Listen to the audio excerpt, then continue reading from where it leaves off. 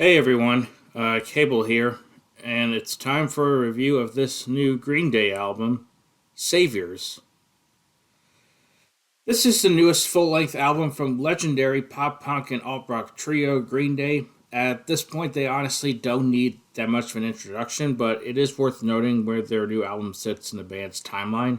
Truth be told, it has been rather rough for Green Day, for back in 2020, they released an album that all but ruined their reputation, Father of All.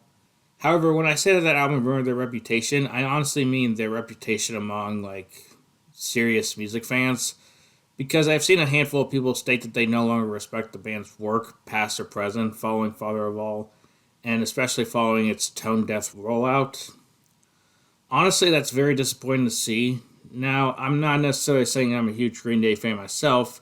I do enjoy many of their songs and albums, but I wouldn't necessarily call them like a personal favorite. However, Father of All, well, yeah, it was a bad album. Nothing about it really screamed the worst album of all time at me, at least at the time it first dropped. Really, what I hate most about this album is not necessarily the music itself, but more rather the fact that it exists and that it pretty much destroyed any credibility that the band once had for many people, which yeah, it sucks. I know I just spent a lot of time talking about Father of All, but I need you to understand where my mindset was going into this new Green Day project, Saviors. My expectations were pretty low, and well, I can't say this album surpassed my low expectations by a long shot. I mean, it is better than Father of All, so that's nice at the very least. The opening track, The American Dream is Killing Me, is fine musically, even if it does have passages that remind me too much of Basket Case. Lyrically, however, the song is pretty dumb and kind of generic, which is part of a trend you'll start to notice in this review. Look Come On No Brains has more upbeat tempo compared to the first track, but like before, I find the lyrics to be kind of stupid. Still, it's a little bit better than the first track, in my opinion. Bobby Sox feels kind of lifeless with its mid tempo pace, and it also shows Billy Joe Armstrong's age in his voice. Like, generally speaking, his singing, while it is fine, it definitely isn't as prime as it used to be, if that makes any sense. One Eyed Bastard kind of sucks, in my opinion. I'm not really a huge fan of the melody, and again, the lyrics are not that great. Then there's the song Dilemma, which is actually pretty good. It's another mid tempo song, but I feel like there's more energy with what was given. I don't think it's some masterpiece or anything like that, but compared to what was on the album so far, it's a nice breath of fresh air. I also find myself enjoying the following 1981. It's another faster cut, and despite its lyrics being the way they are, I am able to look past them because I find the song to be so energetic and enjoyable. But then there's also Corvette Summer, which has this ridiculous cowbell throughout the track, and it just feels tacky to me. Not that I hate the cowbell or anything like that, but the way it's used in the song just doesn't work for me. It also doesn't help that, again, the lyrics are pretty dumb. There are other songs on here that I find myself enjoying a little bit.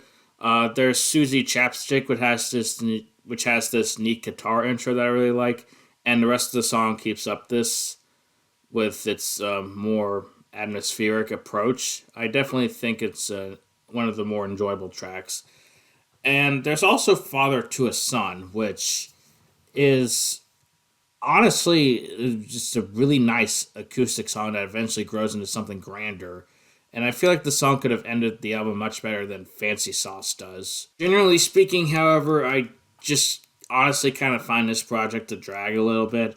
Like, it's not like horrible or anything like that, but it is a pretty beefy project, at least by Green Day standards, at around 45 minutes, which I guess it's not the longest Green Day project ever, but compared to like the very short Father of All, which came before this does feel its length a little bit. Though I guess it being 45 minutes does make up for the fact that it took like 4 years for the band to release this project, like with their previous few albums. But honestly, I wouldn't have minded if this album was like maybe a couple tracks shorter, because there are like 15 songs on here, and I don't know.